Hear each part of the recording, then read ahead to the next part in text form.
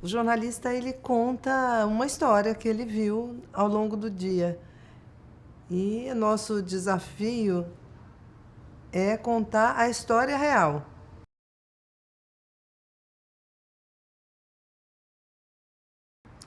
Eu queria ter um programa de rádio. Na minha família, todos são engenheiros. É uma família bem cartesiana. E ali na engenharia, meu pai tem... Nós somos 10, tem 6 engenheiros, 6 no ramo da engenharia. E quando eu fui fazer jornalismo, meu pai falou, não, satiricon não. Aí eu fui explicar para ele que eu queria fazer. Não podia contar para ele que eu queria ter um programa de rádio de música popular brasileira, que eu sou uma apaixonada pela música popular brasileira. Mas, antes de me formar, fui fazer um estágio num jornal e não tinha vaga, eu comecei no Caderno de Cultura, e em um mês tive que cobrir um buraco na política, então desde 1978 eu acompanho a política brasileira. Entrei no Globo em 1979 e por aí caminhei na política brasileira. Tu gosta de política? É uma coisa que te dá prazer assim, discutir política? Sabe? Tu é um ser político. Eu gosto de saber o que está movimentando o ser humano. Na política é o poder, é a vaidade.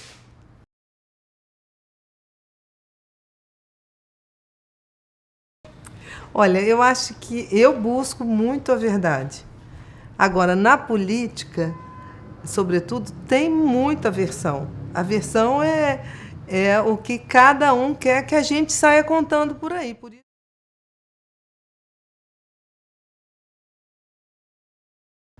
Olha, essa coisa da liberdade de imprensa, a gente tem vários escaninhos. Por exemplo, se você for sair do Rio, de São Paulo, de Belo Horizonte, de Porto Alegre, do Sudeste, você vai Brasil adentro, liberdade de imprensa ainda é um sonho. A gente teve um caso muito recente de um jornalista assassinado no Maranhão. Então, às vezes eu acho que a gente olha muito para o nosso lado, para onde nós estamos.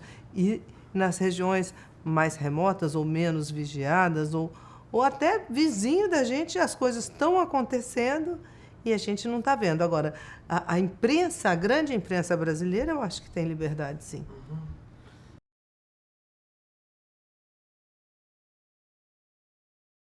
Olha, eu sou uma adepta da internet. Eu comecei a trabalhar na internet quando ela era uma coisa incipiente ainda, em 1999. Eu trabalhei no IG, foi o primeiro portal de internet grátis, noticiário gratuito. De lá para cá, muita coisa aconteceu. Os jornais entraram no gratuito e agora estão começando a cobrar pelo conteúdo. É razoável que cobrem pelo conteúdo, porque tudo custa dinheiro. No mundo inteiro há essa discussão sobre o conteúdo, sobre o custo do conteúdo. Eu acho que a internet é uma aliada. Os jornais custaram muito a entender que a internet era uma aliada. Eu mesma trabalhei num momento desses.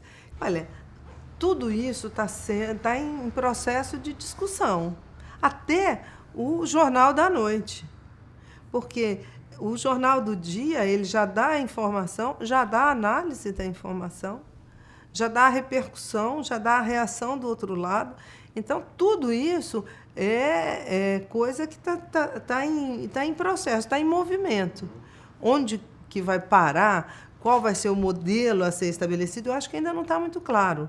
O que está claro é o seguinte, todo mundo demanda informação, todo mundo quer ter acesso à informação rápido, curto e tirar as suas conclusões.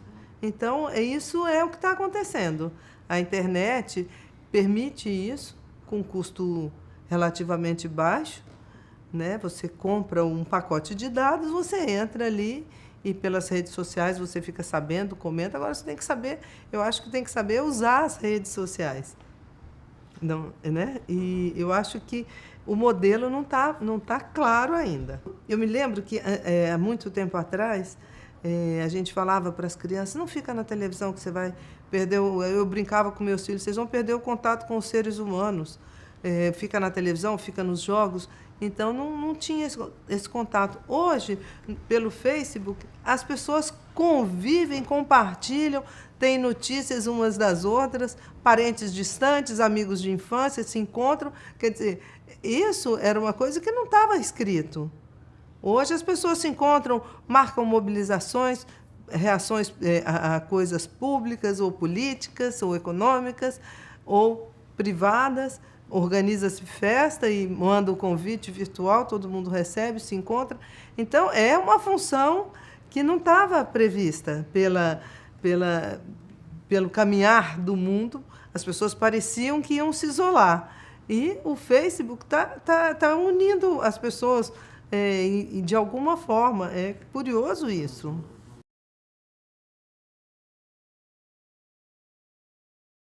Eu acho que esse é o diferencial que a gente pode dar. Porque a notícia, o Copom subiu a taxa de juros em 0,25%, em 0,5%, isso está na nota do Banco Central, não precisa de muito esforço. Agora, o que significa isso? Significa que interrompeu um período de juro baixo, que o governo vai ter que subir juro, e isso quer dizer que vai tirar crédito do mercado, quer dizer que a economia vai crescer menos, tem que controlar a inflação. O juro baixo é um discurso político da esquerda, é despender menos dinheiro do país, das riquezas nacionais para pagar juros. Agora, o outro fala, não pode fazer disso um embate político, tem que controlar a inflação, que o pior imposto de todos é a inflação, que penaliza os mais pobres. Então,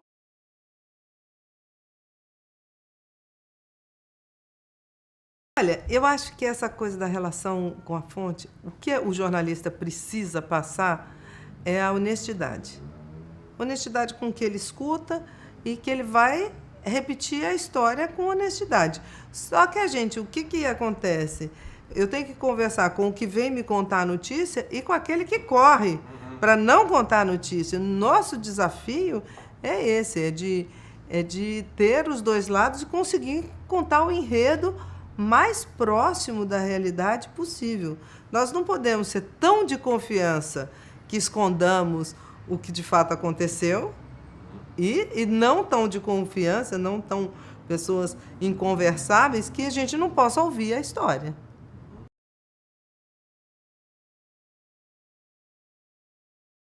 Assim, quando você tem um off de uma pessoa de alto gabarito, quantas vezes a gente não recebeu off de presidente da República? O presidente da República fala em off. Fala. Não é porque ele queira esconder só, não quer se expor. Não, é porque às vezes o outro jornalista, falou com fulano, tem que falar comigo também. Dá uma ciumeira também.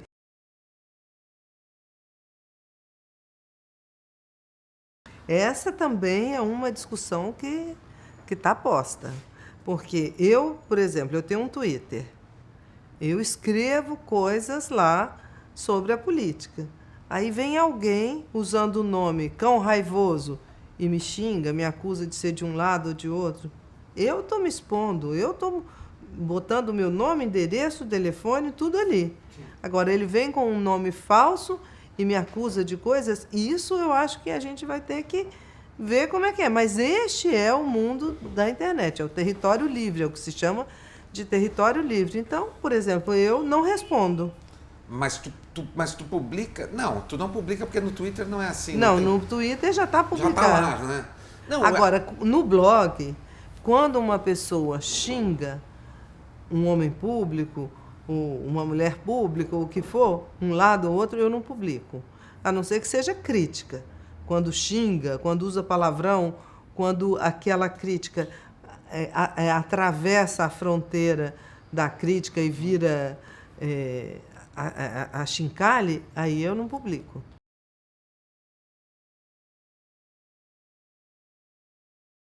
A internet, ela tem um aspecto...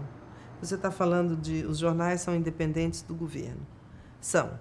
são financeiramente, editorialmente, mas são empresas. Agora, as pessoas acham, está no imaginário das pessoas, que a internet é mais livre, que não dá satisfação a ninguém. Porque hoje, todo mundo é repórter.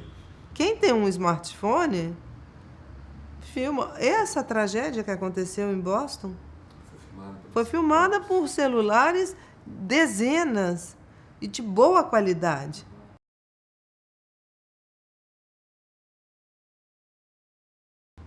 Um dia, eu pedi para um produtor fazer 3 perguntas no meu programa, no programa Fatos e Versões. Tem, às vezes, um quadro que é 3 perguntas para, ou contraponto, um ponto e um contraponto. Um fala um ponto de vista, o outro fala outro. E o produtor que foi gravar isso para mim, lá pelas tantas, eu ouvindo a gravação, ele vira e fala assim pro ministro: ministro, vamos fazer o seguinte, ele falando, o senhor fala, mas fala mais curto, porque senão vai ter que ser editado, vai ficar pior para o senhor. Porque às vezes vai cortar a parte que ele queria que ficasse. Né? Diga só. Ou seja, é a entrevista já editada, não, ela não foi induzida, mas ela falou, ó, vem editado, porque aí não tem erro. Né?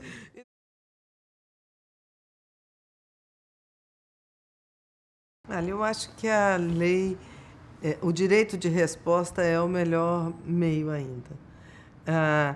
A imprensa no Brasil, houve tempos que foi enquadrada na Lei de Segurança Nacional.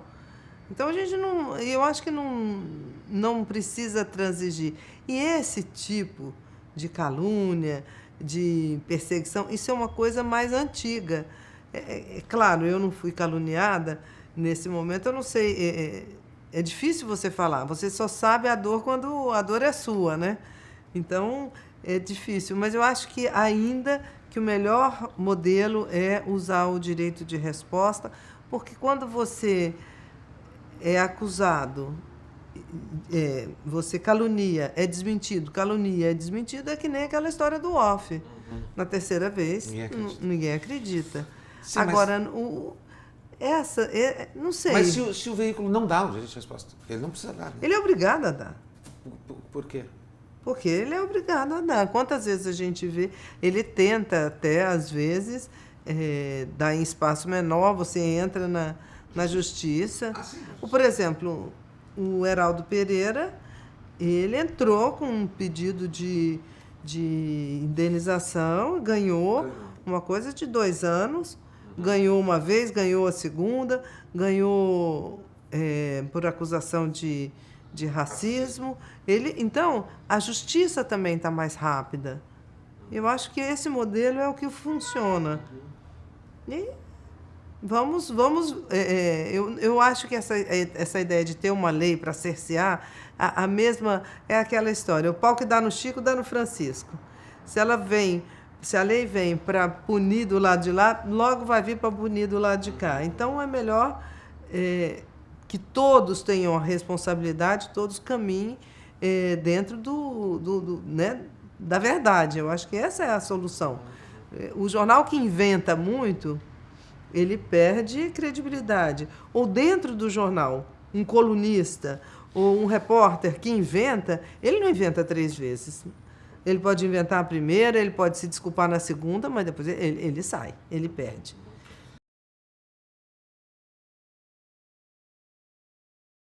Eu acho o seguinte, nada demais ter uma regulação da imprensa sobre essa característica da lealdade, da veracidade. Agora, de conteúdo, de mérito, de escolha de pauta, não. O que está se discutindo hoje é uma interferência. Então, a regulação da mídia, o discurso é tão contaminado hoje que ele faz parte do programa de um partido e a defesa é feita por outro. Então, não dá. Essa discussão não dá para eu entrar. Eu sou profissional de imprensa, eu sou jornalista, repórter. Quero ali contar o que eu vi. E não o que alguém quer que eu diga ou quem não quer que eu diga.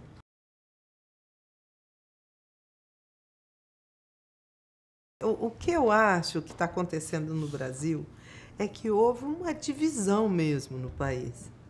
Então rachou-se. Então está rachado.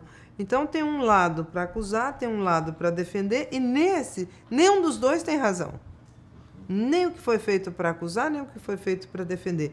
Então, independentemente de quem pague A ou B, neste duelo ali, eu não entro. Eu faço jornalismo.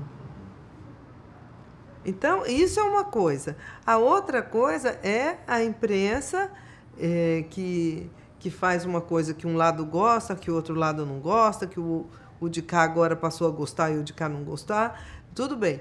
Esse é o papel do jornalista. É como você disse, se os dois lados estão reclamando é porque está tudo... Bom sinal. É bom sinal. Agora, que proliferaram os blogs e blogs com carimbo de um lado ou de outro, isso sim, mas aí eles fiquem brigando por lá e nós vamos fazer jornalismo por cá.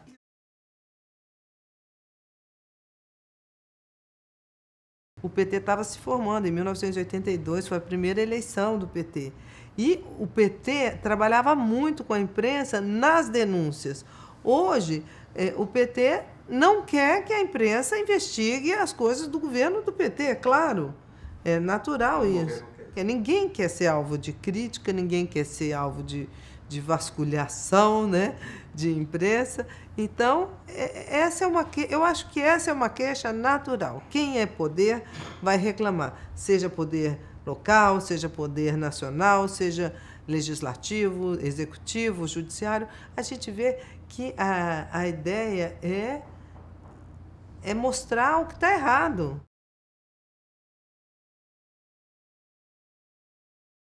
Eu acho importante a convivência na universidade, aquele ambiente de troca de experiências, troca de leituras, né? É um momento muito rico da vida do jovem. A faculdade, quando ela é no tempo do calendário escolar, da juventude. Agora, eu acho que, às vezes, você forma repórteres, jornalistas, na vida, muito bons. Mas eu acho que tem que ter, sim, o diploma. Acho que tem que ter o diploma.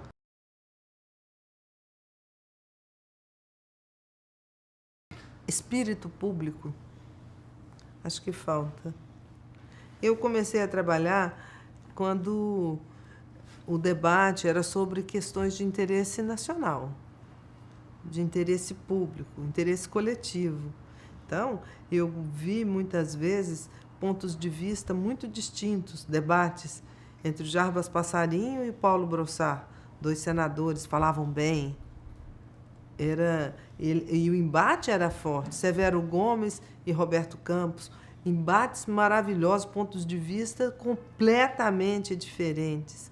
Agora não. Às vezes eles divergem num ponto, mas se acertam ali no cafezinho. O que importa é a nomeação para uma diretoria financeira de um órgão. Não sei por que as diretorias financeiras são tão cobiçadas para exercício de políticas públicas. Então, mudou muito, não é um debate. Eu acho que falta isso, espírito público, projeto de país. Eu não vejo um debate sobre um projeto de país. Que Brasil que você quer para daqui 20 anos? Qual é o Brasil que nós vamos ter daqui 50 anos? Vai ser um país sustentado nas rodovias? Nós vamos continuar com rodovias ou nós vamos para as ferrovias, para as hidrovias? Nós vamos economizar o combustível fóssil? Nós vamos deixar de usar? Não tem essa discussão. Você não sabe quem é a favor do quê. Fora o partido que a Marina quer fazer, que defende o meio ambiente, mas hoje as bancadas das representações no Congresso, elas não são partidárias, elas são temáticas. Você tem a bancada evangélica, você tem a bancada ruralista, você tem a bancada ambientalista. Todo mundo se diz ambientalista, porque está meio na moda, mas não é. E assim, mas a bancada evangélica tem ocupado espaços cada vez maiores e cada vez mais rigorosos. Eu diria assim, eles não transigem com o espaço que conquistam. Então, aquilo vira um território para militância religiosa, se é que eu posso chamar assim.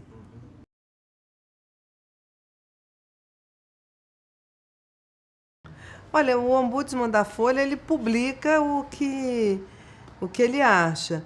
No Globo, eu não sei agora, mas no meu tempo tinha algumas, chamava algumas. O Luiz Garcia fazia isso e teve um tempo que isso era publicado, quando você escreve errado, ou o português, ou a ortografia, uma crítica, mas publicava na página 2 também. Sim. Era uma coisa diária. Mas não eram erramos, eram... Não, algumas. Era para nós mesmos. Uhum. Eu me lembro que coisa ruim na vida era entrar em algumas. Escrever errado, ou uma concordância pobre ou errada. E então, todo dia estava aquilo na parede. E depois aquilo começou a sair na página 2 do jornal. E na TV, eu acho que o nosso ombudsman é o telespectador.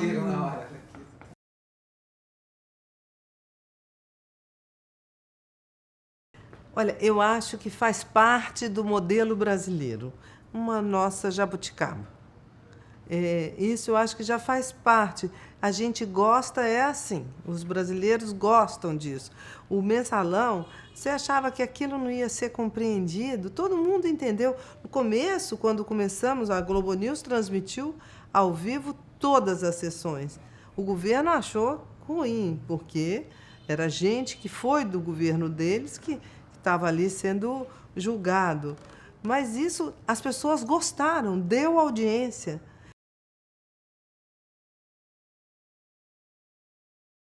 Na imprensa brasileira hoje, os departamentos, na imprensa séria, eu não sei, eu não posso falar, né, eu posso falar na grande imprensa, porque às vezes você vai para um município no interior e o patrocinador é o supermercado, e aí nada sai contra o supermercado. Eu não posso falar por isso. Mas hoje são departamentos completamente distintos, em prédios distintos, e às vezes a gente não conhece quem representa. Eu acho que eu nem conheço quem representa o comercial ou quem representa o institucional, nesse caso.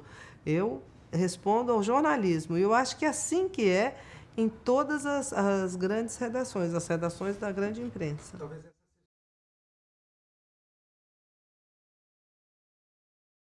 É difícil reconhecer o erro, embora seja esse o melhor caminho, o mais fácil, o mais curto e o que dá a maior credibilidade. É interessante isso, porque é a história de dar o braço a torcer. Uma vez, um jornal publicou assim: fulano vai ser ministro da Casa Civil. E meu chefe falou: mas você tem essa informação? Eu falei: não, tem exatamente o contrário, que nem pensar, não estou vendo isso no horizonte de jeito nenhum. E aquilo ficou o dia inteiro repercutindo. No dia seguinte, o jornal deu-se: o presidente desistiu de nomear o fulano. Não, ele não tinha nem pensado, mas enfim. Então, é muito mais fácil para o repórter dizer ele recuou do projeto de fazer aquela nomeação do que dizer: olha, eu errei, minha fonte era péssima. Eu acho que isso é um lado frágil, um lado ruim do jornalismo. É não reconhecer quando erra, é melhor reconhecer